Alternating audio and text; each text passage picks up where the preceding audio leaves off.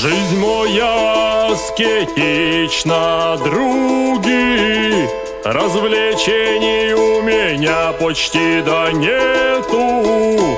Посему сижу на пне в дебрях, распеваю драм-н-бейс да пляшу я.